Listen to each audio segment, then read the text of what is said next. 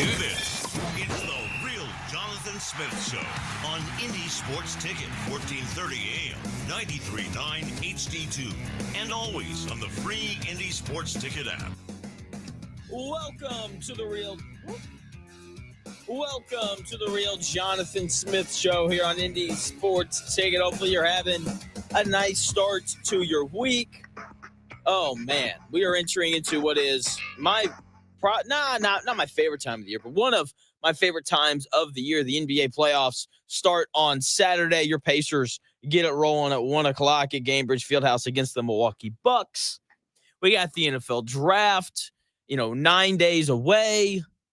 Oh, man, we got NBA playing games tonight. Just so much stuff to get into. Parker Flemming of the SubTsakalidis Substack. He's going to join to talk a little Grizzlies and Warriors tonight. Can't wait.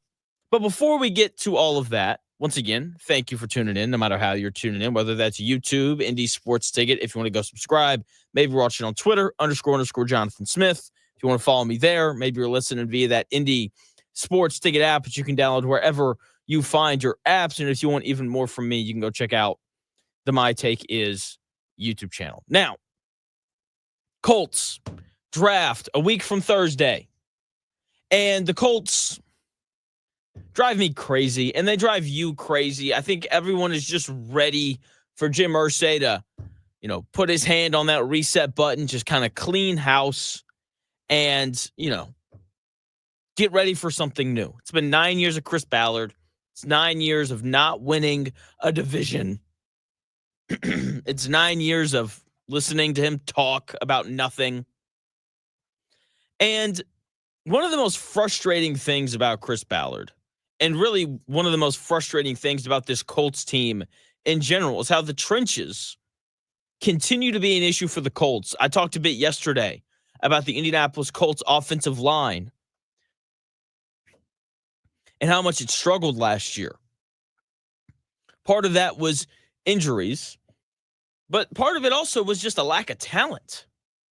And the injury thing cannot be an excuse when your general manager is Chris Ballard, who does nothing but rave and talk and, preach about the importance of line play.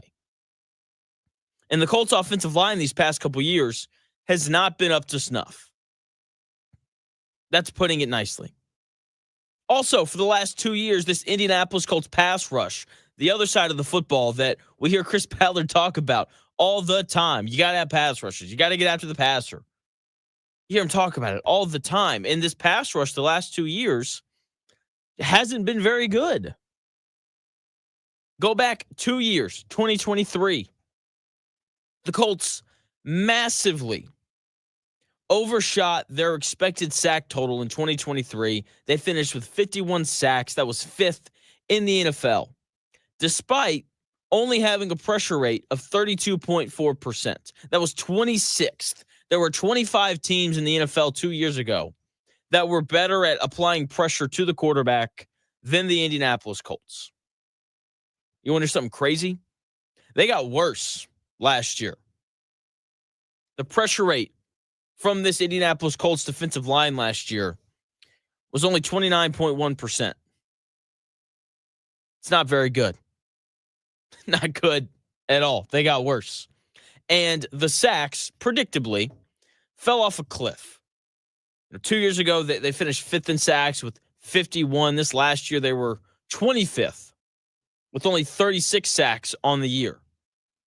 And when you look at the players playing like Kwity Paye and Dio Adangbo and DeForest Buckner, who missed some time, and Grover Stewart and so on, it makes sense. It makes sense that they were 25th in sacks with only 36. Makes sense that they were, at near the bottom of the league with a pressure rate of only 29%. And when you look at the guys that they were having pin their ears back to go get the quarterback, I mean, it makes sense. And but it's still frustrating. It's still incredibly frustrating because of the amount of resources that the Colts have used on that defensive line. Kwity Paye was a first-round pick. Dio, if I remember correctly, was a second-round pick. They traded away a first-round pick for DeForest Buckner. They used a first-round pick on Leatu Latu. They've invested too much in that defensive line to have a 29% pressure rate and to be 25th in the NFL in sacks. Like, that's ridiculous. And to add some more concern, Dayo Odeyingbo's gone. And I get it. He wasn't great, but the Colts haven't brought in anyone to replace him quite yet. I get it. He only had 3 sacks last year. His pressure rate was only at 10%, but he was still a depth piece. You know, like if Dayo Odeyingbo played a limited number of snaps for you every game, then like that would be fine. The issue is the Colts relied on him way too much last year. Like he was a prime player for the Colts. That was a problem. Now he's gone. Depth is gone. And now there's questions about this edge rusher position. And the Colts kind of got ahead of it last year by using that 15th pick on Leatu Latu in the first round of the draft. But he didn't have some stellar rookie season. Finished third on the team with 4 sacks. His pressure rate was 10.6%. And, 357 snaps. So the snaps were limited. Okay.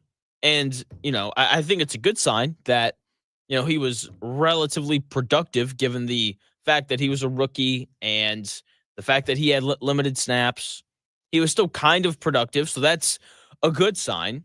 But with that being said, that 10.6% pressure rate was 63rd among qualifying pass rushers in the NFL last year. Not terrible, not great, pretty average. So there's definitely room for improvement in year 2. Players tend to get better from year 1 to year 2. So I'm hoping we see improvement. I'm hoping we see a normal year 1 to year 2 improvement. Because when you look at players across the NFL, regardless of position, usually the biggest improvement they make is from their rookie season to their second season. You're a year older. You've gone through a season of just what it's like to play in the NFL. You know what to expect. You show up to training camp and you know exactly how everything should go. You know the schedule. There's just more familiarity. And hopefully that increased familiarity leads to Leatu Latu having a breakout second-year season. Because the Colts are going to need that from him. Because last year, Kwity Paye led the team in sacks with 8. It's his second season in a row, logging 8 sacks, despite a lackluster pressure rate. Okay, now 10.1%, that was his pressure rate in 2024. Not great. In fact, that was worse than Leatu Latu's, who played less snaps. That doesn't make sense, by the way.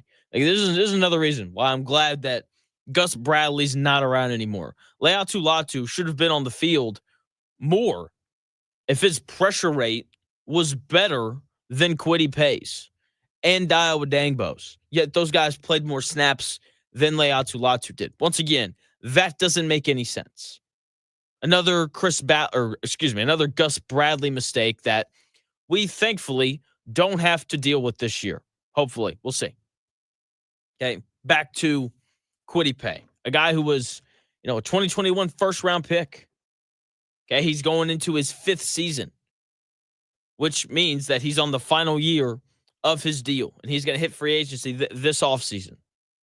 And contract years are always a big deal. That was a big story last offseason.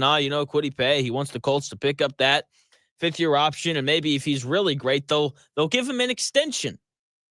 And so that, whole storyline like that is once again in play for the Indianapolis Colts this year. But he's going to have to be a 10-sack guy, I think, for the Colts to give him the extension that he's going to be looking for. His pressure rate's going to have to be higher than 10.1%. He's going to have to be better. Will he be? I don't know. Probably not. I feel like if we were going to see some big Kwity Paye leap where he looked like a dependable 3-down guy at the edge spot, we would have seen it by now. The leap from year 4 to year 5 that doesn't happen very often. It's usually year 1 to year 2. That's why we're still holding out hope for Leatu Latu coming back and being a stud. The other guy who's going to play a little bit of edge this year for the Colts is Samson Ebukam, a guy who missed all of 2024 because of that Achilles injury during training camp. And people were pumped for Samson to come back and play last year because in 2023, he had 9.5 sacks, which is by far the highest mark of his career. By far. Not even close when you look at the rest of his career. Okay, the other years, I think his career high before that was like 5.5 sacks. And then all of a sudden he breaks out and he goes for 9.5. And with that being said, I don't expect him to really be that great this year. He's going to be 30 before the year starts. He's coming off a serious injury. I mean, he tore his Achilles. Like that's a tough thing to come back from. So I don't expect him to be great because he's an older player coming off of an injury. If he gets 5 sacks this year, I will be surprised. Like Kwity Paye, Samson, Abukum, he is also scheduled to be a free agent after this season. I doubt he'll be back, but it's a contract year. So hopefully he'll be a little more motivated. But then again, you can be as motivated as you want to be. If you're, coming off of a tough injury and you're 30, it doesn't matter how much you want it. You can be as motivated as you want. You can try as hard as you want, but at some point, you're just not good enough. And I don't think that Abukum's going to be good enough to log 9.5 sacks again this year. It's probably going to be closer to 5. Okay. Tyquan Lewis, that's a guy who's still around and is still contributing whenever he's on the field. I hate that he got hurt last year because he was playing extremely well for the Colts before he got hurt. And when you look at the top 4 pass rushers for the Colts, Latu, Paye, Lewis, and Abukum, the Colts are going to be fine. I think teams around the league will look at that and be like, yeah, solid. That's okay. Plus you got DeForest Buckner and Grover Stewart in the middle. Yeah, defensive line, it'll be fine. Fine doesn't win games, though. If you're only impacting the opposing team's quarterback at an average level, then you're really going to struggle to win games in the NFL. You got to at least be above average. When you looked at the playoff teams last year, none of them had an average pass rush. They didn't. A lot of them had a pretty freaking good pass rush. Fine. Not good enough if the Colts want to win 10 or if the Colts want to go 10-7, 11-6 and make the playoffs. Fine's not good enough if Lou Anarumo wants to come in and make a great impression in year 1. It's not good enough if Shane Steichen and Chris Ballard want to keep their jobs. And the only way, I think, for this pass rush to not be fine or average or below average or flat out bad like it was last year is Leatu Latu. He has to be a guy this year. He has to be the guy this year. If he doesn't improve, then this front 4 is not going to be very good. Okay? And then it falls into the hands of Lou Anarumo. What can he scheme up? Can he be more creative than Gus Bradley was in terms of the Colts' ability to get to the quarterback? Also, don't be surprised if the Colts take an edge during the NFL draft. Tyler Warren's off the board. If the quarterbacks are off the board, edge at 14 makes a lot of sense. It's going to drive Colts fans crazy. But, they end up landing Mikael Williams, a dude, like an absolute beast coming out of Georgia. Then I don't think Colts fans will be all that upset. I think they'll just be annoyed. It's like, geez, like another first-round pick on another edge rusher? Geez Louise. Can we, maybe spend a first-round pick on a tight end? I don't know.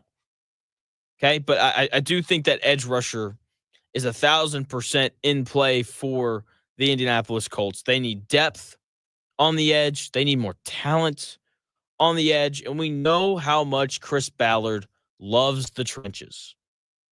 Okay, and his love, the trenches, are in dire need of some help on both sides of the football. So if he can take a good edge at any point in the NFL draft, don't be surprised if he does, especially if it's in the first round. And if it happens in the first round, I can tell you what's going to happen. Chris Ballard's going to walk to the podium. Someone's going to say, hey, another edge rusher. Why? And then we're going to get, we got the best pass rusher in the draft. Jeez. If he took an edge at 14, I would not be surprised.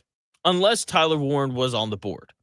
If the Colts passed on Tyler Warren to take an edge rusher, Colts fans would absolutely riot. That's the truth. but it would also be an extremely shocking selection. Aside from that, if Warren's off the board, I think just about every position for the Colts is in play at that point. Maybe it's a quarterback if Shooter Sanders falls. Maybe it's a cornerback if Will Johnson falls. Maybe it's a tight end. Maybe it's a linebacker. Jahad Campbell would be awesome here. A guy who could also play edge, like he's that athletic and, that versatile in terms of his ability. Jahad Campbell just continues to make a ton of sense for the Colts at 14. I get it, linebacker, not a sexy pick, but you got to replace EJ Speed at some point. So he still makes a ton of sense, but hopefully Tyler Warner's just on the board at 14 and the Colts can take him because that guy is an absolute stud. When we come back here in about 4 minutes, the Colts have more needs defensively than just edge rusher. They need to shore up another couple of spots before the season starts. Another one that might surprise you. I'm going to get into it when we come back here in about 4 minutes.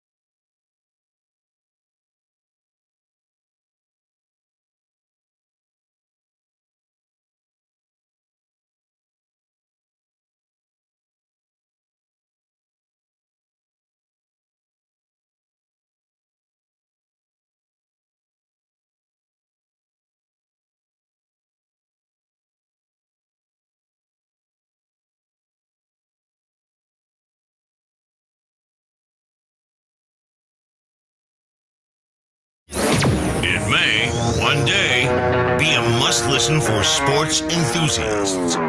Yeah, and monkeys might fly out of my butt. Uh-oh. The Real Jonathan Smith Show on Indy Sports Ticket 1430 AM, 93.9 HD2, and always on the free Indy Sports Ticket app. What's going on? Welcome back to the Real Jonathan Smith Show here on Indy's Sports Ticket. Hopefully your week is off to a great start.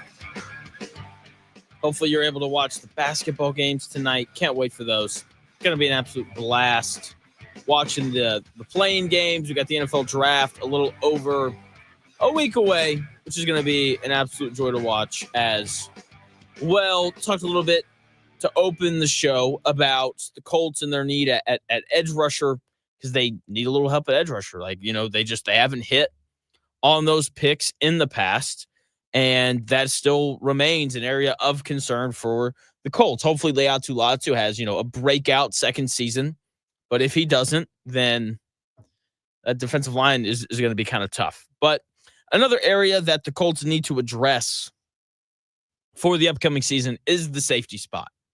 Say safety, secondary, what? Charvarius Ward was the biggest signing for the Indianapolis Colts in the offseason, the cornerback out of San Francisco. Big, long, athletic, can be, the best corner on a Super Bowl level team, as he was a couple years ago for the San Francisco 49ers. So they go out, they sign him, and they also sign Cam Bynum to a 4-year, $60 million deal. And, Cam Bynum, he's going to take the place of Julian Blackmon, who is still a free agent. That guy wasn't very good. Let's make that clear.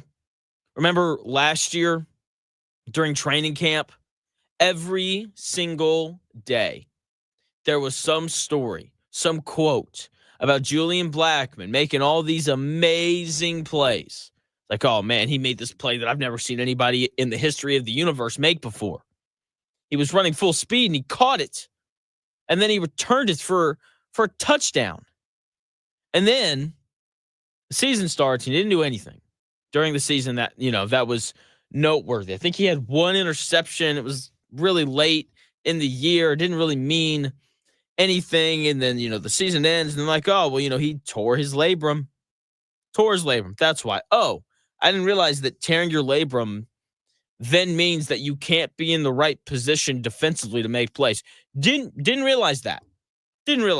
Anyway, I'm glad he's gone. I'm glad that the Colts are bringing in Cam Bynum. Okay, the fact that the Colts signed Julian Blackmon to a 1-year deal after allowing him to reach free agency and test the market, and no one else wanted him, tells you all you need to know about how good of a football player Julian Blackmon is. Once again, still not signed.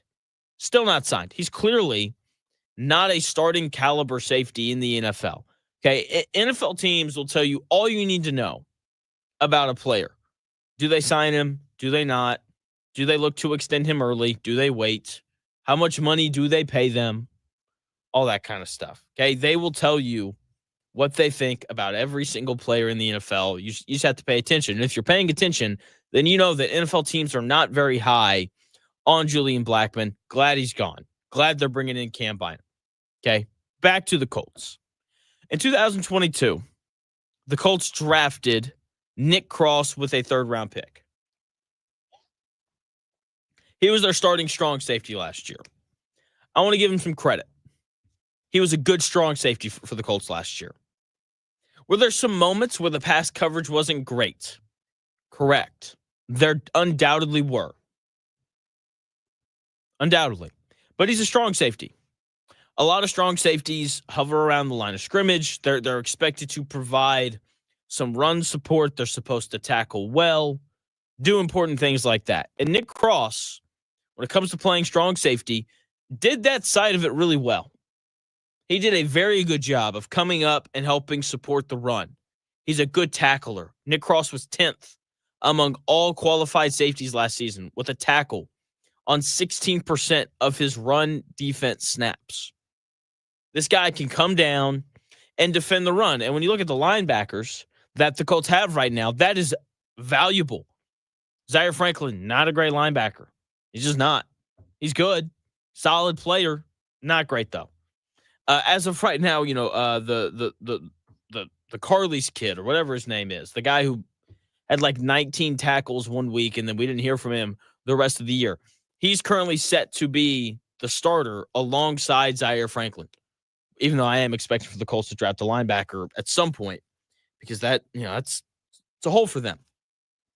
And, whoever winds up playing linebacker for the Colts is very likely to be an unproven commodity. And having a guy in Nick Cross who had success last year coming down and helping defend the run is going to be important for this Colts team, and it's going to be very helpful as well.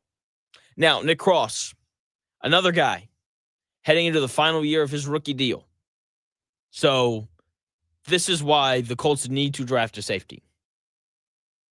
Nick Cross he's going into the final year of his deal. There's also not a real backup behind him. They still got Rodney Harris, who's a former linebacker, sitting behind him. So, there's no real legitimate depth. I think we're going to see the Colts look for a safety at some point during the NFL draft. I don't think it'll be an early pick. Obviously, they're not going to use their first-round pick on Malachi Starks. They're not going to use their second-round pick or probably even their third-round pick. But, day three, if they take a safety, don't be surprised by that in the slightest, just because they need depth at that spot really, really badly. We got basketball tonight. The NBA. Oh, I love the NBA. So great. You don't win, you immediately get fired. Mike Budenholzer, 1 year, and he's out. When you look at, the Pelicans just cleaned house. The Nuggets cleaned house during the season. Frank Vogel, 1 year with the Suns. Boom, then he's out. So on and so forth. It's kind of funny. But if you do win, then you may find yourself in a play-in game. And the play-in, I think it's been a good addition for the NBA. It made that Clippers-Warriors game really mean something and all that good stuff. We're going to have Parker Flemming on here in like 30 minutes, speaking of Warriors, to talk about their game against the Grizzlies tonight. Parker does a really good job covering the Memphis Grizzlies. That interview is coming up at 11. But the first playing game of the night tonight is the Atlanta Hawks going on the road to take on the Orlando Magic. And I am so excited for this basketball game. These are two teams that have dealt with injuries. It's part of why they're seated where they're seated. The Magic, the 7th seed, and the Hawks, the 8th seed. The Hawks, Jalen Johnson was a very important part of their team. He gets hurt. He's out for the rest of the year. And they've just kind of slid ever since, but they're still just a lot of fun to watch. Dyson Daniels has a legitimate case to be the defensive player of the year. Trae Young will have these stretches where he's just a lot of fun to watch, because he shoots it from 30 feet and he's got a nice little float game and he passes the ball well. Drives me a little crazy. Not a very good defender. But yeah, the Hawks, they're fun. They can really score it. Okay, like that is where their bread's buttered. After the All-Star break, they've had the 6th best offense in the NBA. Their offensive rating is all the way up at 119. That's really good. That is really impressive. Then they're playing this Orlando Magic team that got off to a really good start at the beginning of the season. And then all of a sudden, Paulo Banchero gets hurt. He goes down with this oblique injury. He misses some time right before he's going to come back. Franz Wagner, he goes down with this oblique injury, and they're finally healthy. And man, are they good when they're healthy. Two big forwards who can put it on the deck and go score. They are an excellent defensive team. Whether Paulo Banchero and Franz Wagner are available or not, the Orlando Magic are going to make scoring the basketball on them incredibly hard. For the full season, their defensive rating is 109.1. That is second in the NBA, only to the Oklahoma City Thunder. After the All-Star break, their defensive rating is 110. That's third in the NBA. In that 20-ish game time frame. Okay, the issue has been the offense. they just don't score the ball very well. Part of that being because Paulo Banchero and Franz Wagner both missed a pretty decent amount of time. But even when they're available, the offense isn't great. They're 27th in the NBA in offensive rating on the season at 108.9. After the All-Star break, it's been a little bit better just because they've had Franz and Paulo available for all those games. It's 112.7. That's 21st, so not great, but also definitely better than 27th. Okay, so I like the Magic tonight. They are a 5.5-point favorite. I'm probably going to bet them to cover that. I am. Like, there's really no question about it. I am going to bet the Orlando Magic to cover that because defense travels. I say that even though they're playing at home. I think that they're just going to make things really tough on the Hawks. And, like, I know that the Magic can get stops no matter who they're playing. They've done it all year with and without their best players. And I'm expecting them to do what I'm expecting teams to do to Cleveland when the real playoffs start. The Orlando Magic are going to get Trae Young involved in every possible action every time down the floor. And this Atlanta Hawks team defensively just isn't very good.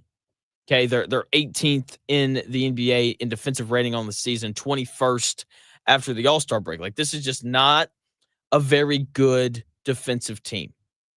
And it's because of Trae Young. And the Magic are going to find a way to get him matched up on Franz Wagner or Paulo Banchero. They're going to do everything they can to get, Dyson Daniels away from their two best players. So I can't wait. I think that game tonight is going to be an absolute blast. It starts at 7:30. It's on TNT. We got Chuck and Ernie and, Kenny Smith and Shaq. Like, they should all be in studio doing these games.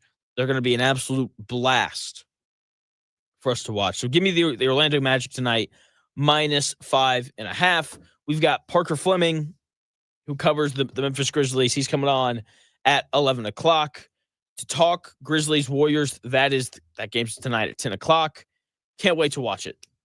Grizzlies are a legitimately good basketball team. The Warriors are also a legitimately good basketball team. I believe both teams won 48 games on the season. The Warriors, however, are a 7-point favorite.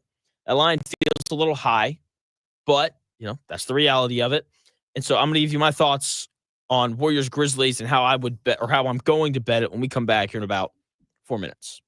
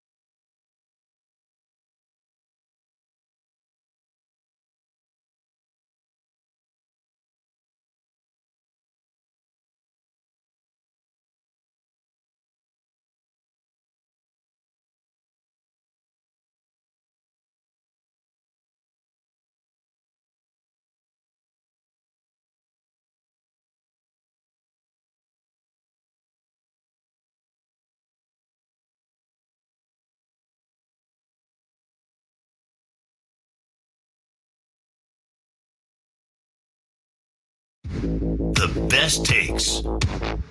Maybe. The Real Jonathan Smith Show on Indy Sports Ticket 1430 AM, 93.9 HD2, and always on the free Indy Sports Ticket app. What's going on? Welcome back to the Real Jonathan Smith Show here on Indy's Sports Ticket. Thanks for tuning in, no matter how you're tuning in, whether that's YouTube, Indy Sports Ticket, if you want to head over there and subscribe. Maybe you're watching on Twitter, __ Jonathan Smith, if you want to follow me and watch the show there. You can also listen via that Indy Sports Ticket app, where you can also listen to the Dan Dockett Show from noon to 3 every day, Monday through Friday. If you want even more from me, you can check out my other YouTube channel, my other YouTube channel called My Take Is. Now, we have another play-in game tonight, Grizzlies at Warriors. Parker Flemming, who covers the Memphis Grizzlies, he's going to join the show coming up at 11 o'clock to talk about this game. And I'm very intrigued to see what he has to say, because when you look at the full scope, the full 82 games of the Memphis Grizzlies season, I won't lie to you, they look pretty good. They do.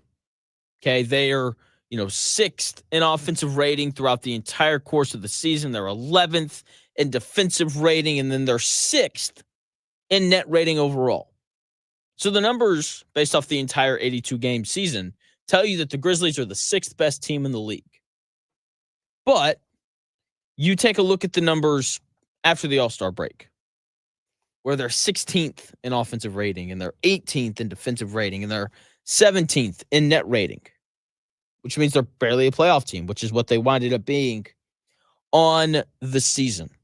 And they've got a lot of stuff going on. They fire Taylor Jenkins. John Morant is doing John Morant things right now, and I don't mean flying through the air and dunking on people. So, they've just got 1,000,001 issues, it seems like, right now. And there's, a lot of talent on that team. Zach Edey has shown up and I think had a pretty positive impact. John Morant's the former number 2 overall pick. Jaren Jackson Jr. is a former number 4 overall pick. Desmond Bane just turned into a really, legitimately good NBA player. We can just keep going. I mean, they've got a ton of talent in depth, yet they've really kind of fallen off here as of late. And I'm very intrigued to kind of hear what Parker has to say, because he, watches every game and he's at the stadium and he's, he knows more about the Grizzlies than anyone else. So can't wait to see how they look against this Golden State Warriors team, who's the total opposite. When you look at the full year-long stuff for the Warriors, it's a little underwhelming. They're 16th in offensive rating, 7th defensively, which is pretty good, and then 10th in the net rating for the full season. But that's mainly because they've been so great these last, 25 games or so. Since the All-Star break, they're 7th in offensive rating. They've played the best defense of anyone in the league since the All-Star break. And they're 3rd in net rating, in these last, 20 to 25 games or so. They've been awesome. So while the Grizzlies started strong and have fallen off, the Warriors started slow without Jimmy Butler. They make that trade, and all of a sudden they're great. And they're cutting to the basket. And it just looks like good, normal Warriors basketball, which you expect for them to run. So I like the Grizzlies tonight. They are a 7-point favorite.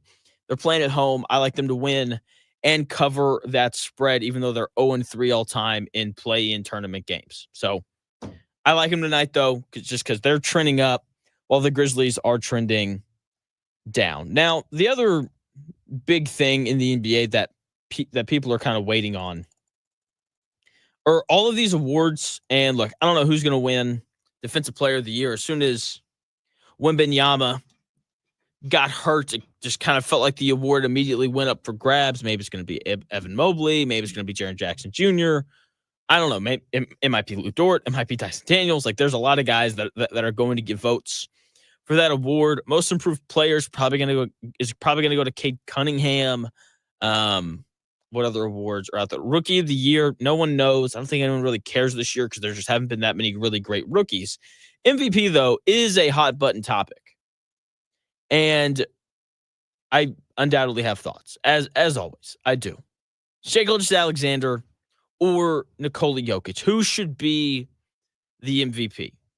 when people argue for the MVP, I think they argue one of 3 points. They either argue for the best player, they argue for the legitimately most valuable player, or they just say best player on the best team should win. The one they pick is usually the argument that benefits their preferred winner the most. And this year, I would vote for Nikola Jokic to win the MVP because he's the best player on the planet, and he is legitimately the most valuable player in the league. He's the first center in the history of the NBA to average a triple-double. No other center has ever even gotten close. Wilt Chamberlain and Domantas Sabonis are the only other 2 centers in the history of the NBA to average at least 10 points, 10 rebounds, and 6 assists. When you're doing things that Wilt Chamberlain never did, then you should probably win the MVP. Nikola Jokic has also done something, once again, that we've never seen before. He's the only player in the history of the NBA to finish top 3 in points, rebounds, assists, and steals per game. There is not another player in the history of the NBA to finish in the top 10 in all 4 of those categories in the same year. Meanwhile, Jokic just finished top 3 in all 4 of those statistical categories. As great as Shai Gilgeous-Alexander has been, because he has been great, I think most people would still agree that Nikola Jokic is the best player in the world, and he has been for the past few years now. Okay, he is the best player. And all those numbers that I just pointed to, without getting into the nitty-gritty advanced stats, which I'm going to do here in a second, I think it points to the fact that he is clearly the best player. Those numbers, the advanced stats that I'm about to get into, are going to show why he's so valuable. So there's these numbers, they're called your on-off splits, and they basically just measure the team's performance when you're on the court versus when you're not on the court. That is the point of it. And when Nikola Jokic is on the floor, the Nuggets' offensive rating jumps to 128. The Cavaliers led all teams this year in offensive rating with a rating of 121. It's pretty good. That's 7 points higher. And more importantly, that is 4 points higher than the Thunder's offensive rating with Shai Gilgeous-Alexander on the floor. Here's the big thing, though. It's not just that, the offense all of a sudden becomes unstoppable when Nikola Jokic steps on the floor. They just become an entirely different team. The Nuggets have a negative 9.8 net rating with Nikola Jokic off the floor. So essentially what that means is when Nikola Jokic is on the bench, the Nuggets get outscored by about 10 points for every 100 possessions that he's off the floor. It's a lot of points. The Thunder, meanwhile, have a positive net rating of 2.3 with Shai Gilgeous-Alexander off the floor. So for every 100 possessions that Shai Gilgeous-Alexander is on the bench, the Thunder outscore their opponents by about 2 points. Now, to just kind of put into perspective what those numbers mean, a negative 9.8 net rating makes you the second worst team in the NBA. Only the Washington Wizards have a worse net rating than 9.8. If your net rating is 2.3, then you are the 11th best team in the NBA. So when Nikola Jokic is off the floor, the Nuggets become the second worst team in the NBA. When Shai Gilgeous-Alexander is off the floor, the Thunder are the, 11th best team in the NBA and would probably still make the playoffs. And then you compare it to what these teams look like when both of these guys are on the floor. When Nikola Jokic is on the floor, the Nuggets have a net rating of 11.5. So they outscore their opponents by 11.5 points for every 100 possessions that Jokic is on the floor. That makes them the second best team in the NBA. Only the Thunder have a higher net rating this year. It's 12.5. It's amazing.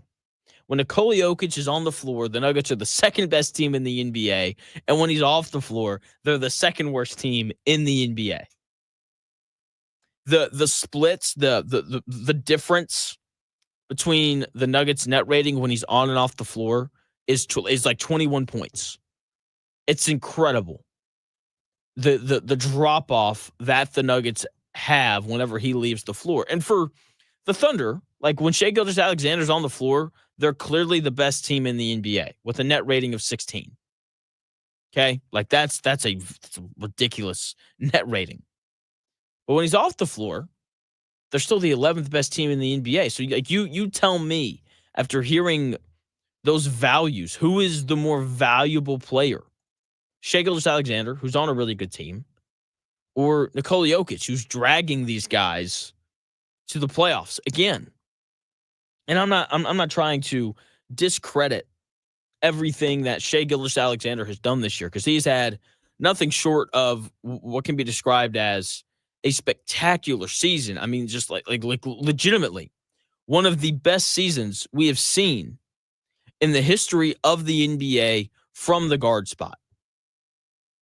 Seriously, I mean, like the dude has been incredibly. He's the fourth guard. He's one of four guards in the history of the NBA to average 30 points or more while also shooting 50% or better from the field. Like, that's incredible. The other four are Kobe. Nah, Kobe didn't do it. Two of them are Michael Jordan and Steph Curry. For reference. Okay, so like he's had this incredible season. He's also leading the best team in the NBA.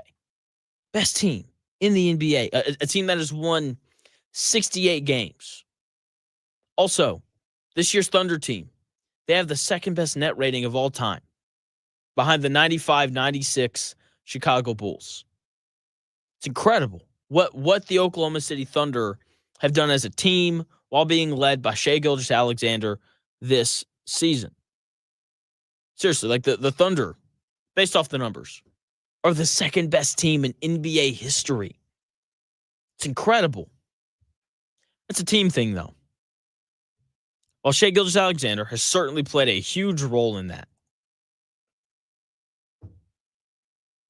they would have been a really good team without him.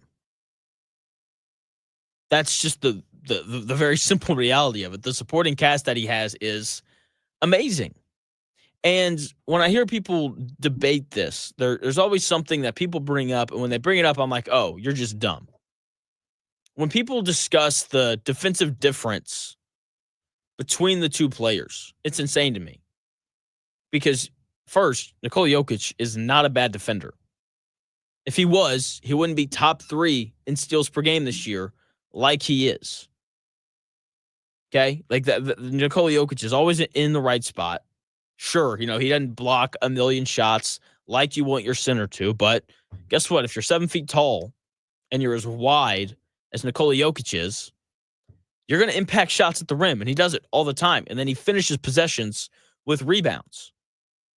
And so, like, to say that Shai Gilgeous-Alexander is a significantly better defender than Nikola Jokic is just wrong. Is he a better defender? Sure. But the difference isn't great enough to justify him winning MVP over Jokic. Like, if someone came to me and was like, yeah, I voted for SGA over Jokic because he's just a much better defender, I would want to slap that person, because that's just not true. Shai Gilgeous-Alexander appears to be a better defender because the Thunder have like 5 guys on their roster that are better defenders than him, defending the opponent's best players. That's the reality of it. A very simple one, like Jalen Williams, Alex Caruso, Lou Dort, Cason Wallace. Those 4 guys are all definitely better defenders than Shai Gilgeous-Alexander. If you wanted to tell me that Aaron Wiggins and Isaiah Joe were better defenders than him too, like I wouldn't argue with you. And so, like, when you're not guarding the other team's best player, like you're just going to appear to be a better defender. The only argument for Shai Gilgeous-Alexander that is acceptable is that he's the best player on the best team in the league, but that doesn't always mean that you're the most valuable player, though. Like people are still upset that Steve Nash won the MVP over Kobe Bryant in the 05-06 season. Shaquille O'Neal still complains about, Steve Nash winning the MVP over him in the 04-05 season. And the reason why Steve Nash won the MVP both of those years was because his team won more games than, the Lakers in 05, 06 and the Heat in 04, 05. And I mean, just like, what a dumb reason to give someone the award. Oh, hey, his team accomplishment. He won a couple more regular season games than you did. So he, even though he's not as good as you are, even though he's not as valuable to his team as you are, sorry, but we have to give it to him. It's dumb. I love Derrick Rose. Derrick Rose is one of my favorite players in the history of basketball. That 2011 season where he's 22 and he wins the MVP, it is one of my favorite seasons ever because he won the MVP and the Dallas Mavericks won the NBA Finals. But LeBron James should have won the MVP that year. He was better than Derrick Rose, and he was a more valuable player than Derrick Rose. But because the Bulls won 3 more regular season games than the Heat that year, Derrick Rose won MVP. That's ridiculous. And I know what you're saying. Well, Jonathan, the Thunder won 18 more games than the Nuggets. True. But the Nuggets still won 50 games. If the Nuggets had won 43 games and they limped into the playoffs as a 7th seed and they were playing tonight in the play-in, yes, go right ahead. Give Shai Gilgeous-Alexander the MVP. But they still won 50 games. Like, that's hard to do. That's a lot of wins. And what you could argue is the best conference we've seen in the history of the NBA. The Nuggets still won 50 games. And it's because of Nikola Jokic and how valuable he is. Okay? Because when he's on the floor, they're the second best team in the NBA. And when he's off the floor, they're, competing with the Wizards and the Jazz for the top pick in the NBA draft. It's nothing short of incredible what Jokic has done this year. Same thing for Shai Gilgeous-Alexander, but I personally would vote Jokic as the MVP. When we come back here in about 4 minutes or so, Parker Flemming of the SubTsakalidis Substack. Jeez, what a name. He's going to join. We're going to talk a little bit of Warriors and Grizzlies tonight. We got playing games, basketball, big time, important basketball happening tonight. I can't wait. Hopefully you tune in as well because it's going to be an awesome, awesome show. Parker Flemming of the SubTsakalidis Substack when we come back here in about 4 minutes.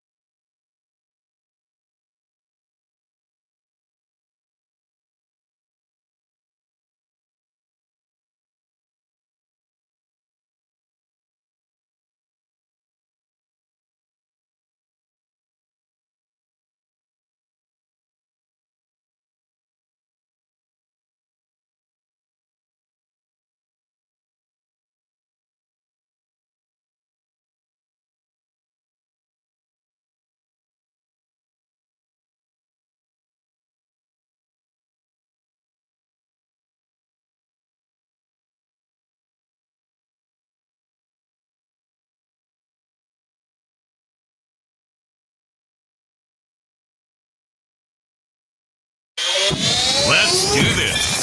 It's the Real Jonathan Smith Show on Indie Sports Ticket, 1430 AM, 93.9 HD2, and always on the free Indie Sports Ticket app.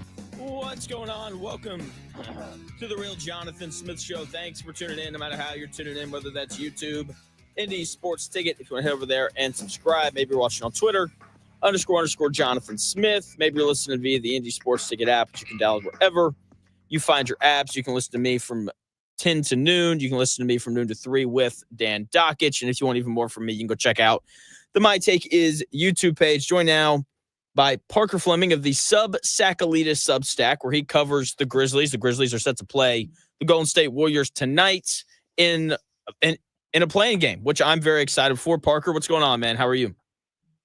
Jonathan, I'm doing great, man. Thanks for having me on the show. How are you doing? Dude, playoff basketball's here, man. So I'm overjoyed. I am so excited.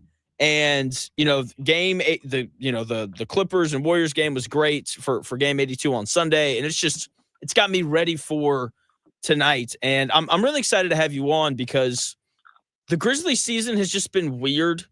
And I want to start with Taylor Jenkins being fired. How surprised were you by that, and what was your reaction?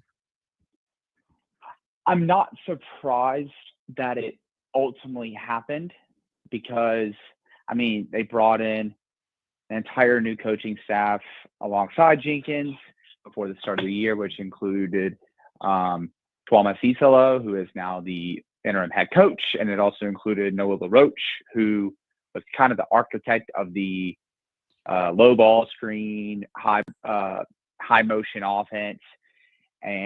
But I was surprised by the timing of it being with, 9 games left in the season. And also to just one of those things where it wasn't surprising because, there was already the rumors there were the rumors when he got fired that he was losing the locker room. But the big thing that stuck out to me in the process was just how the team's defense slipped after the new year. They have been in the bottom 10 in defense. And if you look at the other teams that are in the bottom 10 at defensive rating, it's teams that are tanking for Cooper Flag and the Phoenix Suns.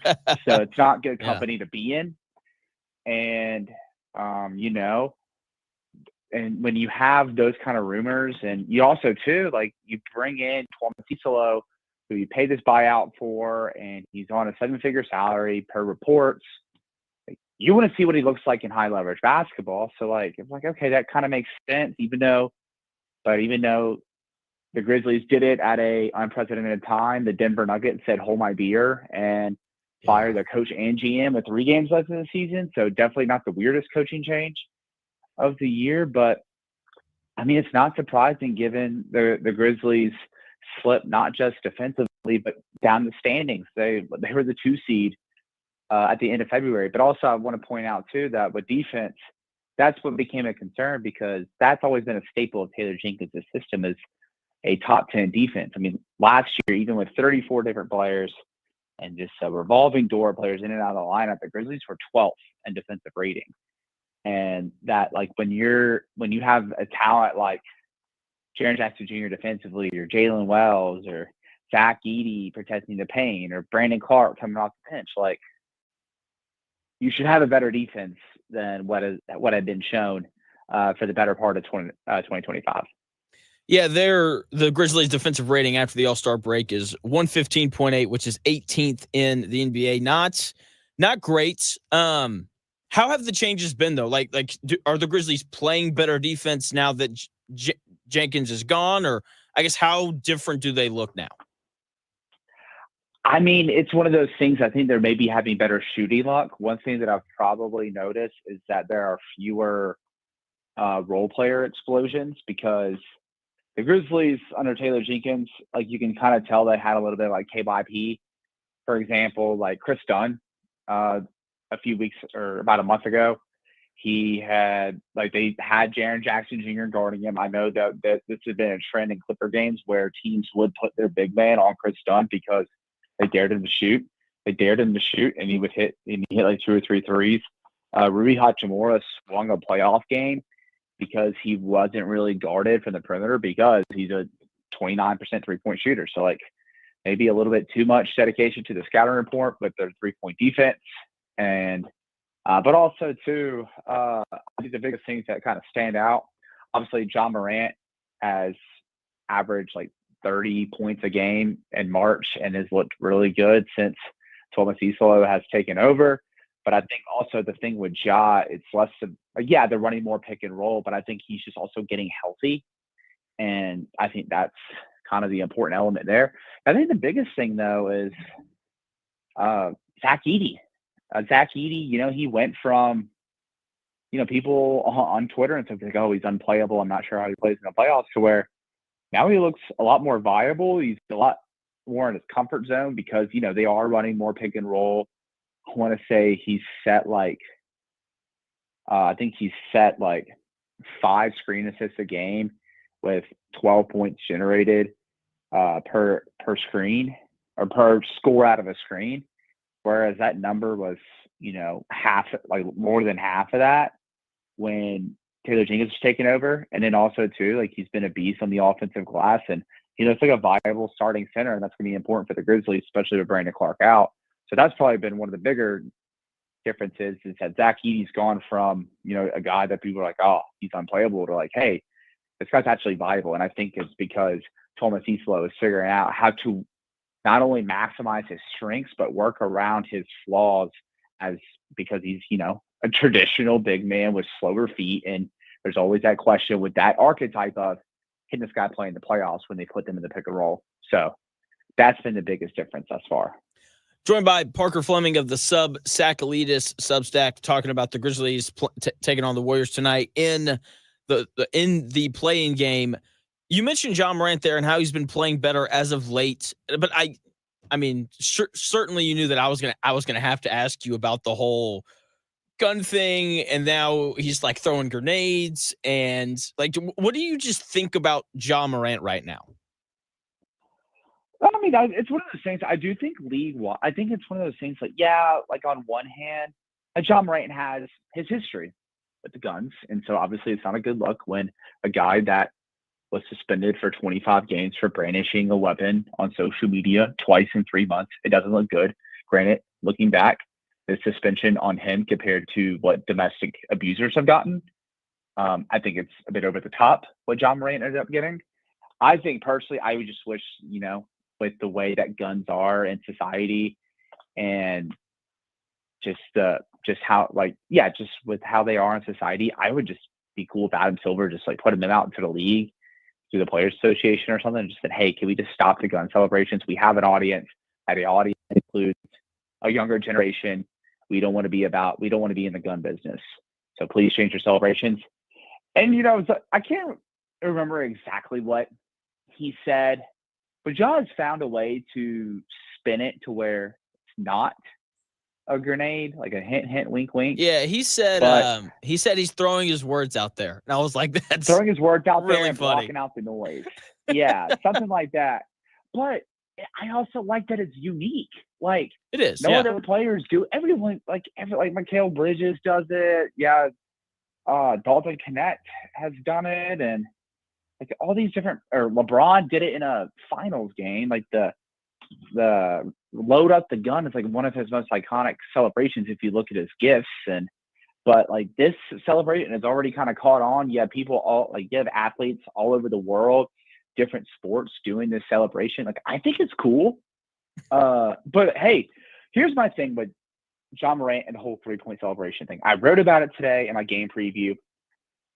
Since the beginning of March, he is shooting 35% from 3 on 7.5 attempts per game. And if you shorten the sample to just April, he's shooting 41% from 3 on 9.2 3-point attempts per game. John Morant can do whatever he wants if he's hitting threes at a high volume. Like, this has literally been this has always been one of the biggest crutches in his game, is the fact that teams don't have to respect him behind the 3-point line. And if he is hitting with accuracy and with volume, it changes how teams had to defend John Morant, which then enables him to use his strengths of getting downhill, touching the paint, finishing, or finding his teammates. Like, so that's kind of where I stand in all of this. Like, hey, if John Morant having controversial 3-point celebrations means he's hitting threes, so be it. It makes the Grizzlies and John Morant better. It does. And everyone's upset until you start to win a lot. And if you start winning, then all the complaints go away pretty quickly. Joined by Parker Flemming of the SubTsakalidis Substack, talking Grizzlies and Warriors. Speaking of that game, no Jalen Wells. He got hurt, which really sucks because he was having such a good season. How does that impact how the Grizzlies try to guard the Warriors tonight? They've lost their point of attack defender. Jalen Wells has been great all year long, especially when you add in kind of the curve of like a second-round pick rookie, a guy that was playing at Sonoma State Community College just 20 months ago. But, he's 6'8". He has a lot of good game plan discipline. I think the thing, too, with this particular matchup is back in December when the Grizzlies beat the Warriors by 50 points, Jalen Wells held Steph Curry to 0 field goals made. It is the only time in his career that he has been held to 0 field goals in a game that he played 20 or more minutes. So he did well, no pun intended. But now the Grizzlies are going to have to figure out how to slow Steph down. Because with Steph, you can't stop him. You can only hope to contain him. And, Vince Williams Jr. is going to get the first crack. I think he has the physicality and the length to really bother Steph Curry. But I think, down the stretch, they've been going with Scottie Pippen Jr. a lot down the stretch. And I think he has the quick hands, point of attack defense, and just the overall ball pressure to really, slow Stephen Curry down and chase him around. I also think too that Esau has gone typically 8 down the stretch in these big games this year. With the attention that Stephen Curry is going to require, I wouldn't be surprised if you see him go with John Conchar over Luke Kennard because of defense. John Conchar, quick hands, creates defensive events. He doesn't foul either, and he has a good motor.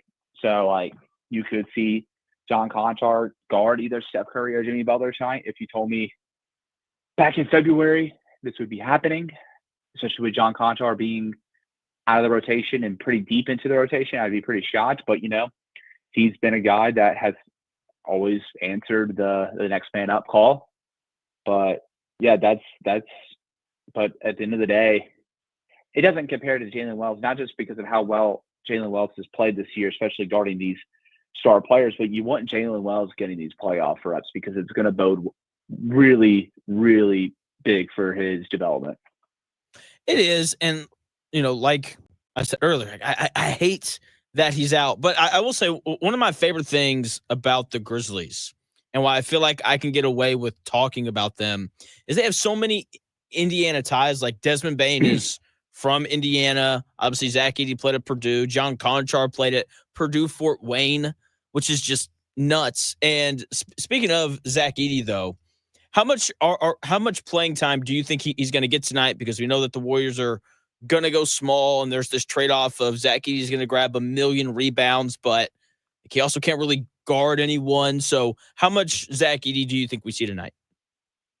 It's going to be a paradox for sure because, on one hand, there's nobody that could really contend with Zach Edey's size. And quite frankly, this year, the Grizzlies have performed well with Zach Edey against the Warriors. I'm looking at his games this year against the Warriors. First game, 14 points, 9 rebounds, plus 14, plus minus. Game 2, 8 points, 8 rebounds, 2 blocks, plus 24.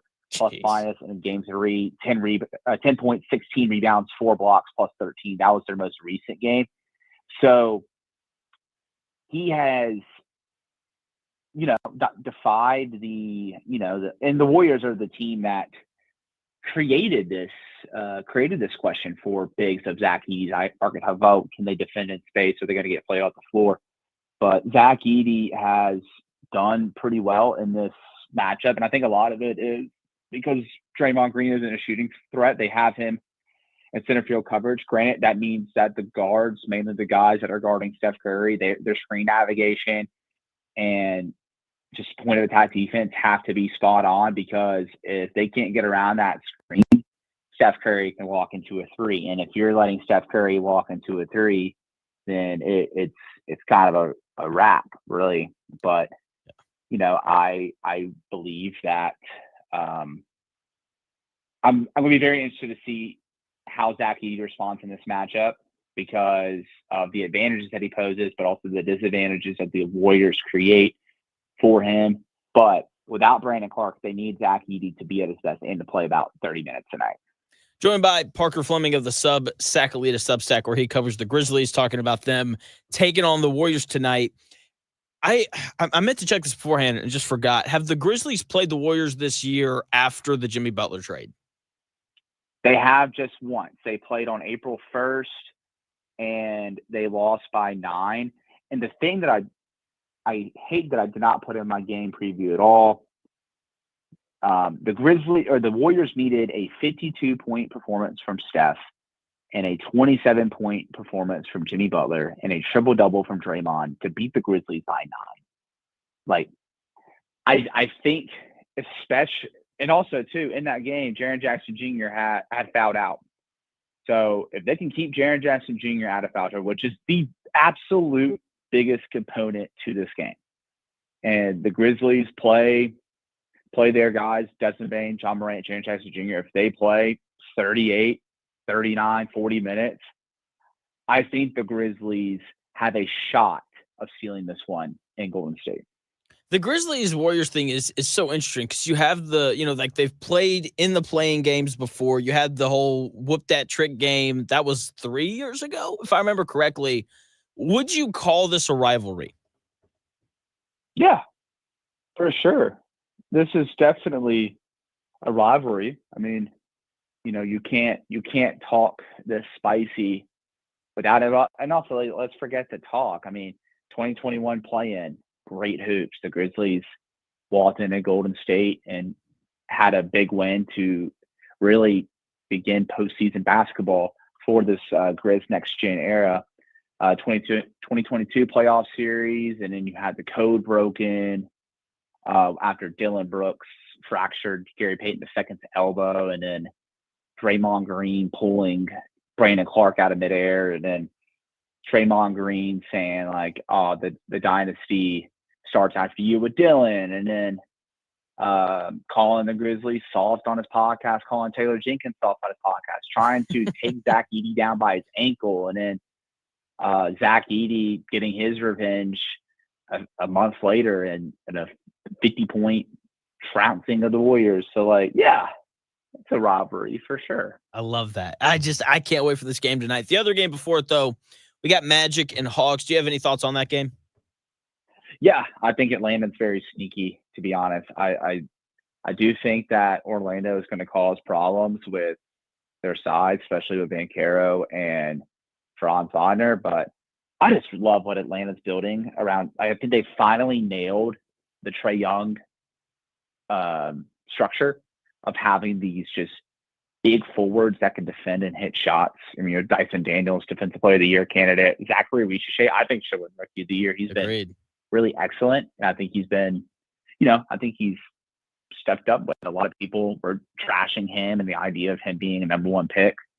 They've been a different team with Okongwu in the starting lineup. Even if they don't win tonight's game, I believe they can at least win the winner go home game later this week.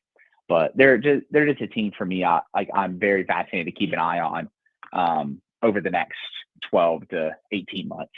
Joined by Parker Flemming of the SubTsakalidis Substack, where he covers the Grizzlies, talking about the playing games tonight. Yeah, the Hawks are interesting. Like, you didn't even bring up Jalen Johnson, who's hurt, but he was awesome before he got hurt. I think I love Orlando. Like, I think they're going to give, the Cavaliers or the Celtics, whoever they wind up playing, a ton of fits, because I think even if they lose tonight, they'll beat, whoever they play in that winner go home game on Friday. Just because it's exactly what you said. Like, they're big, they're long. Like, this is one of the best defensive teams in the NBA, and I think people forget, like, they were really good to start the season, and then Paulo Banchero gets hurt, and then Franz Wagner gets hurt. I mean, like, this is a team that if they don't have the injuries that they had, like, they're maybe a top 6 seed. So I'm with you entirely with the Magic. They're going to be so tough tonight. Last thing for you, Parker, and I will let you go. Do you have any thoughts on the MVP vote for this year? It's, you know what? I think Jokic has elevated himself to that like LeBron late 2000s, 2010s category of this guy could win it every year if you really think about it. I would personally go with Shai because if you look at his just offense, defense impact and just what he's, you know, what he's been to a team that's been historically great. They've been one of the best teams in NBA history this season, and he's putting up numbers that resemble Jordan. Then, yeah, I think Shai should win. But on the other hand, like Jokic just put together probably the greatest offensive season we've seen since 2016 Steph. I think this is probably the hardest MVP race to vote on. I do not envy the voters that have to make this call at all. So, but I would go with Shai, and I think Shai's going to win because I think also voter fatigue is going to set in. But Shai Gilgeous-Alexander would be a much deserved winner of this award. Completely agree. Except I would vote Jokic. They're both so deserving. And you talk about the voters, and I don't envy them either. As long as they all put Jokic and SGA 1 and 2 in some order. If they don't do that, their vote should be taken from them. And I just but like you read through the Jokic stuff, and it's just like no one has ever done this before, or it's no one has done this since Wilt, like repeatedly. And then you go over to SGA, and it's like no one's ever done this before, or no one's done this since Michael Jordan did this. And it is just this really impossible thing where it really just kind of comes down to preference. And for me, the difference is just the on-off splits with Jokic. Like their net rating when he's off the floor is like negative 9.8, which means they're worse than everyone except for the Wizards. And when he's on the floor, their net rating's like 11.5, which means they're better than everyone except for the Thunder. And I look at that and I'm just like that, like what other stat can point to someone being more valuable than that? Yeah, but it's also one of those things too that I don't want Shai to get a demerit in this just because his team is awesome. You know, totally fair. Yes. Yeah. Like the construction differences between Oklahoma City and Denver when you strip away Gilgeous-Alexander or Jokic for those respective teams, like that OKC team without Shai would beat the Nuggets Jokic team or the Jokic-less Nuggets team by like 25 points probably. Yeah. It would. And so, but at the same time, like you're right. Like you don't want to knock Shai just because, his general manager did a really good job and the one for the Nuggets got fired. And so, it's going to be intriguing. Like there's really strong cases for both guys. Parker, thanks for your time, man. As always, you were great. And I will hopefully talk to you again soon, man. Hopefully so. Thanks, Jonathan. Have a good one. You too. That is Parker Flemming. You can check him out on Twitter at Paka_Flocka, which is one of the best at names on Twitter. He has a Substack called SubTsakalidis. All of his writing is free. You can subscribe to it. If you do, all the proceeds go to St. Jude. He's got some people in his life that have battled cancer. I don't know what all I am and I'm not allowed to say, so I'll just leave that at that. And so go check out his writing. Once again, if you subscribe, then all the proceeds go to St. Jude. When we come back here in about 4 minutes, the NFL draft is 9 days away. Oh, I can't wait. Can't wait for that. Colts, many holes. We're going to continue going over them. One hole that they shouldn't have, but they do because Chris Ballard sucks. I'm going to tell you what that is when we come back here in about 4 minutes.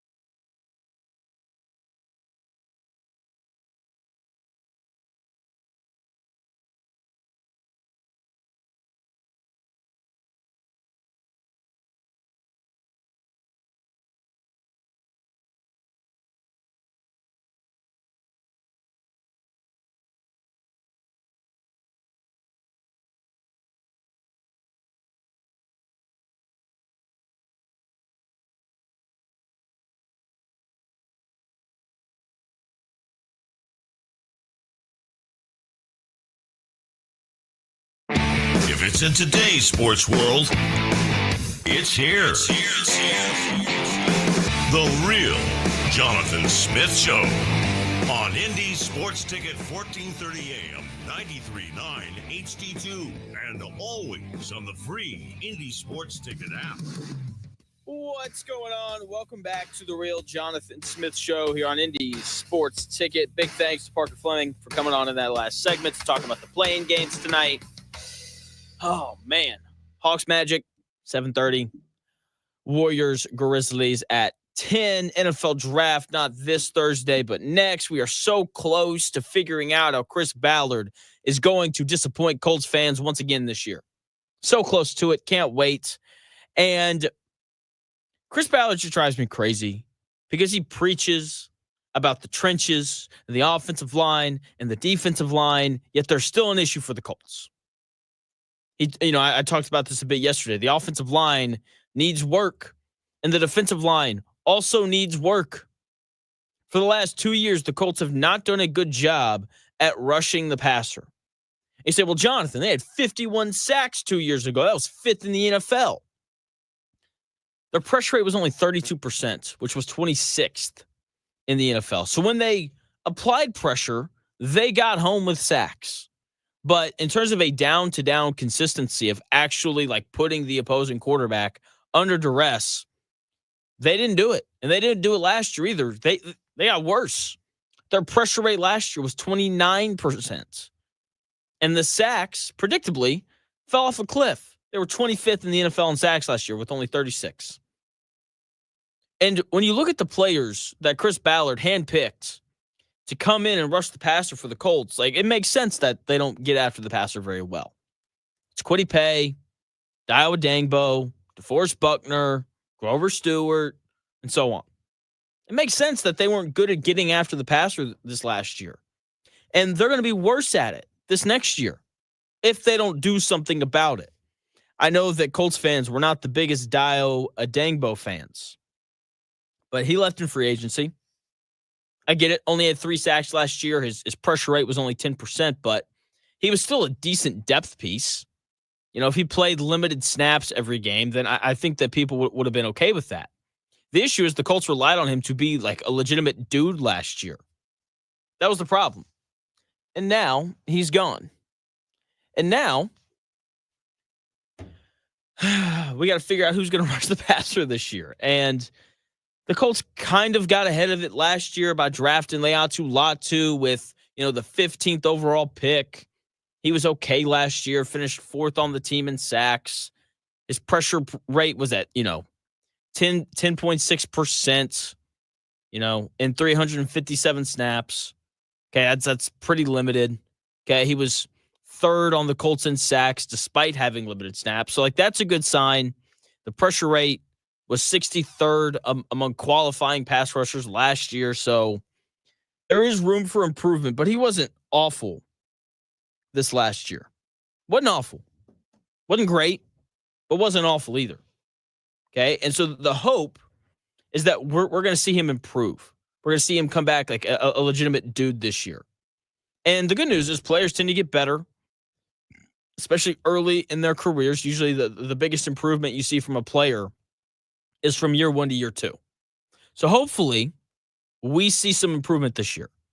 Okay, hopefully we see improvement from Kwity Paye as well. He led the team in sacks last year with 8. His second year in a row recording 8 sacks or more, despite what can only be described as a lackluster pressure rate. His pressure rate last year was only 10.1%. That's worse than Leatu Latu's, yet Kwity Paye was on the field way more than Leatu Latu. That doesn't make any sort of sense. If Leatu Latu's pressure rate is higher, then he should be on the field more than Kwity Paye. Simple as that. Leatu Latu's pressure rate also higher than Dio Dangbo. So hopefully he plays a little bit more this year. Another Gus Bradley mistake that we hopefully do not have to sit back and watch again this season. Hopefully. Who knows what Lou Anarumo is going to do. But anyway, back to Kwity Paye. He was a first-round pick in 2021, a late first-round pick, to be fair. He's playing in the final year of his contract. The Colts picked up that 5th-year option on his rookie deal.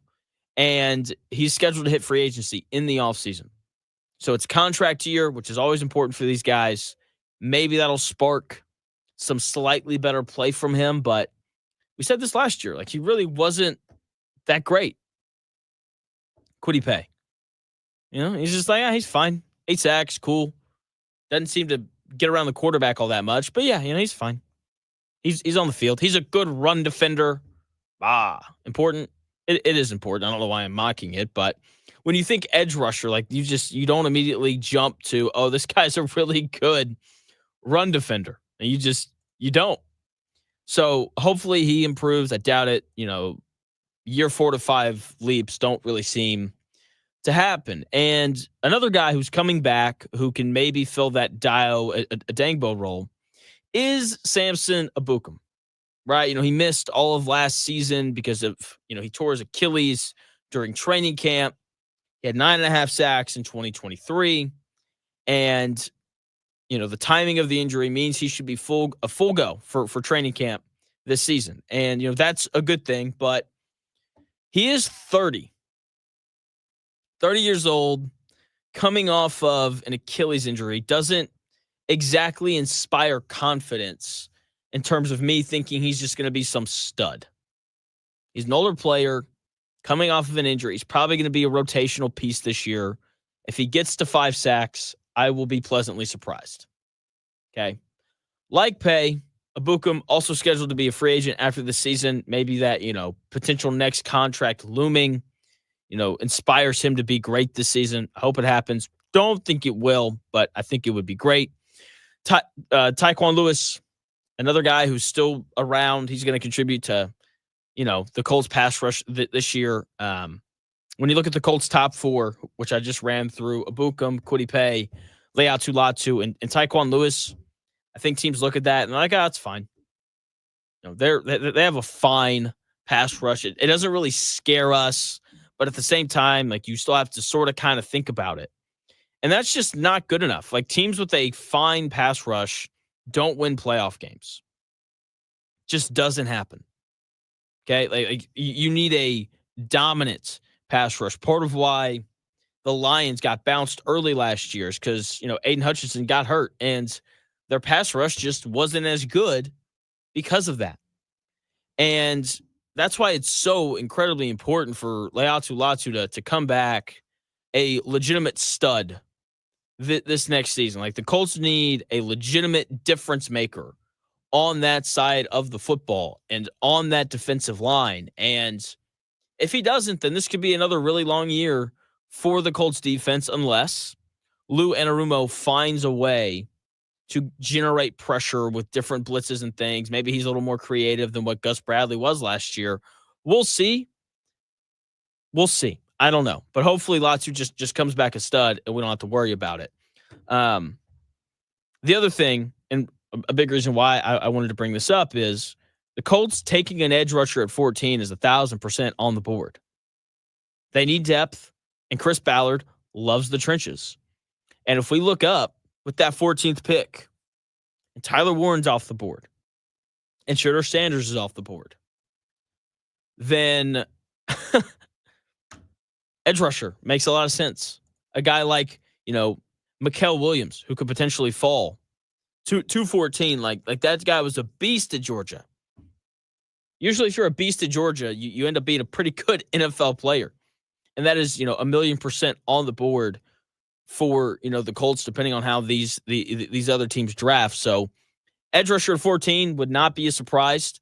The only way I would find it surprising if the Colts took an edge rusher at 14 would be if Tyler Warren was still on the board. If the Colts took an edge rusher over Tyler Warren, Colts fans would riot. I think I and you would also be very surprised by that. But if Warren's off the board, there's plenty of options for the Colts, and edge rusher is definitely at the top of that list because the Colts need more depth at that position, given that they've got 2 guys, in the final years of their contracts, and the fact that their pass rush wasn't very good last year. So edge rusher, still very important for the Indianapolis Colts.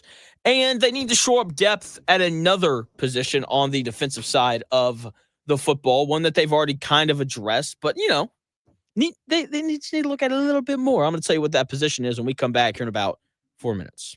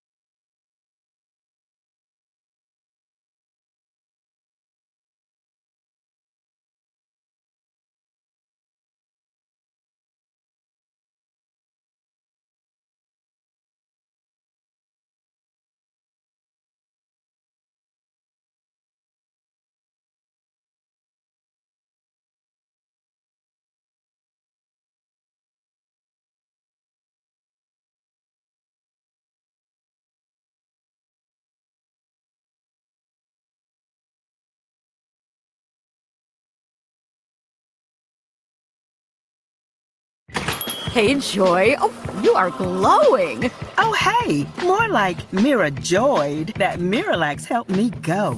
I was so backed up. Tried mega coffees, prune juice, everything. Then Miralax. And hello, gentle relief without the harsh side effects. Ooh, how does it work? It works naturally with the water in your body for constipation relief. Find Miralax today at your local retailer. Use as directed for occasional constipation. Ready to order. Yes. We're earning unlimited 3% cash back on dining and entertainment with the Capital One Saver card. So let's just get one of everything. Everything? Fire everything. The Capital One Saver card is at table 27 and they're earning unlimited 3% cash back. Yes, chef! This is so nice. Had a feeling you'd want 3% cash back on dessert. Ooh, tiramisu. Earn unlimited 3% cash back on dining and entertainment with the Capital One Saver card. Capital One, what's in your wallet? Terms apply. See CapitalOne.com for details.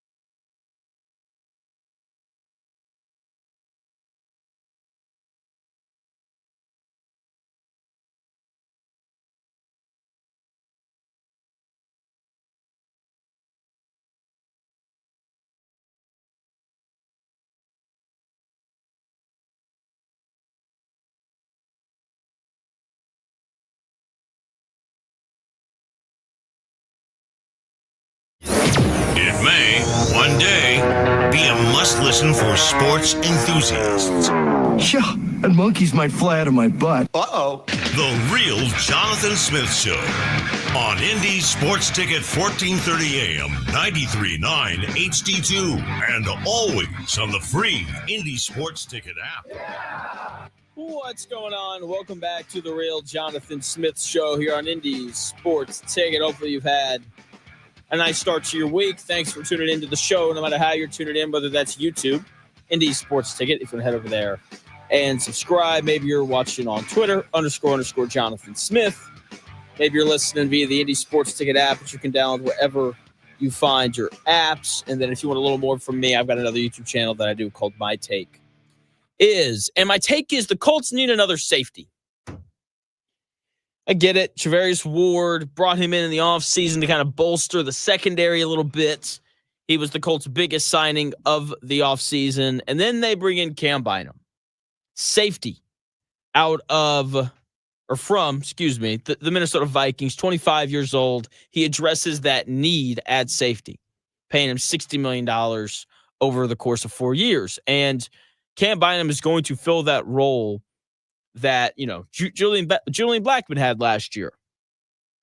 And by that, I don't mean that we're not going to realize that Cam Bynum is on the field at all this year. Like, that's how it was for Julian Blackmon this year. Like that dude, you didn't even know when he was on the field. And that's why he's still a free agent. You remember last year during training camp when, there were quotes after every practice about how, Julian Blackmon was making all these plays and, he made this one play where he sprinted from one side of the field to the other, and then he did 3 backflips, and then he ran back to the other side of the field, and then he picked the ball off, and then he returned it for a touchdown. He was doing stuff like that. It was pretty incredible. And you heard about it after every single training camp practice. I am so glad that guy's gone.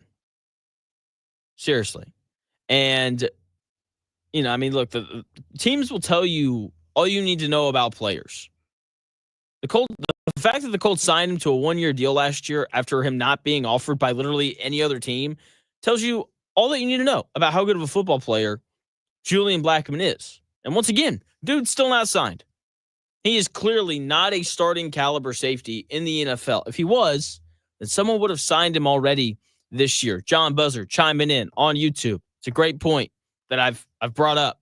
John Buzzard saying, what would the Colts not need? Do they have a single position that isn't in need of an upgrade? Right guard and running back. Jonathan Taylor doesn't need to be upgraded. Quentin Nelson, he doesn't need to be upgraded. Receivers are fine. I mean, I'm sure you would want an upgrade, but I wouldn't say that they need one. Like, Michael Pittman Jr., Josh Downs, and Alec Pierce, like that combination is more than good enough to win you games. If A.D. Mitchell comes along this year, then you're great. You're doing fine and dandy. I think they're okay at corner, like between Jalen Jones or Juju Brents, and then Travarius Ward on the other side. I think you feel pretty good about that. I think the big thing is just depth, right? And that's the big thing about the safety slot, and more on this here in a second. But like Nick Cross was pretty good last year. Once again, more on that here in a second. So when it comes to Julian Blackmon, though, glad he's gone. Okay. Colts in 2022, they used that 3rd round pick on Nick Cross. And Nick Cross took a load of crap when he showed up because he just struggled. He wasn't very good. Simple as that. Okay. But last year, he becomes the starting safety. And he's solid, not great. Okay. But he was a solid, strong safety last year. The pass coverage, there were definitely a couple, blips here and there where he wasn't where he needed to be. But he's a strong safety. Most of the time, not all the time, but strong safeties are expected to provide run support. They play closer to the line of scrimmage. You're more likely to blitz your strong safety than your free safety. They tend to be a little bit bigger than your free safety and all those things. And when you look at Nick Cross and how he defended the run, he did a pretty good job. He was 10th among all qualifying safeties last season with a tackle on 16% of his run defense snaps. Okay, like he was a solid option at strong safety last year. Okay, and he's heading into the final year of his rookie deal. So there's some contractual questions with him and that strong safety position, which is why we're going to see the Colts take a safety at some point in the draft. It won't be in the 1st round. It won't be in the 2nd or 3rd round, but day 3 at some point.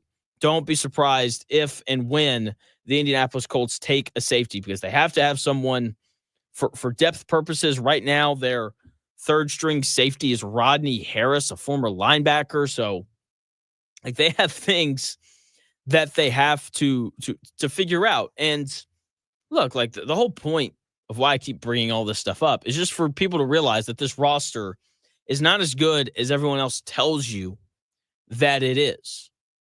Like it's just not. Like there's very little depth.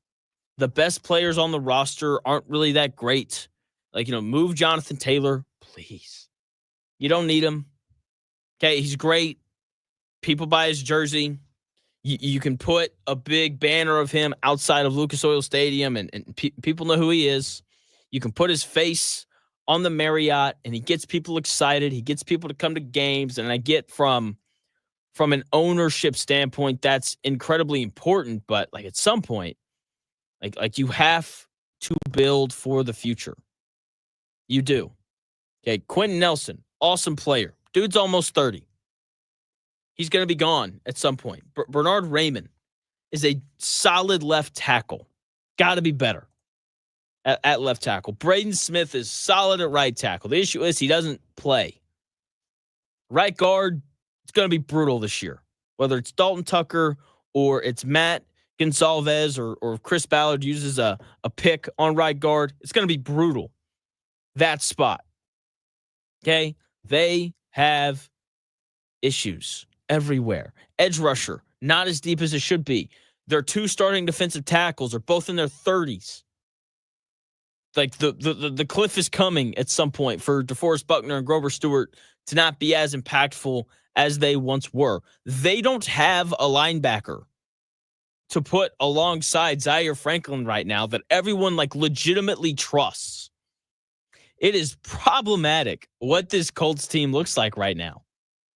There's no depth, and the top-end talent just isn't really there. Once again, they don't have a linebacker. And I get it. They're going to assess it during the draft, but man, you better hit on these picks. And the Colts are at a point with their roster where it's just man, even if they hit on 3 of these draft picks, let's say, they land Tyler Warren and he's a stud. He's really good right from the jump. And in the second round, they take a linebacker who's really good right from the jump. You plug him in, and he's just a good, solid, everyday, linebacker who you think is going to play in the league for 12 years. And then in the third round, they take a right guard who is miraculously a stud. Okay? And so now, the offensive line's a little bit stronger. You're running the football well. Even if they do that, if they hit on a tight end, a linebacker, and a right guard, probably they're the 3 positions that they need the most. This team's what, 8-9 then, as opposed to 7-10 or 6-11? Come on now. Chris Ballard's going to have to hit on 5 guys in this draft class. Seriously. He's going to have to hit on a tight end. He's got to hit on a right guard. He's got to hit on a linebacker. Those 3 are non-negotiable. But if the Colts want to be a team that can win 10 games this year or 11 games this year, or hey, let's get really crazy, maybe they can win the division.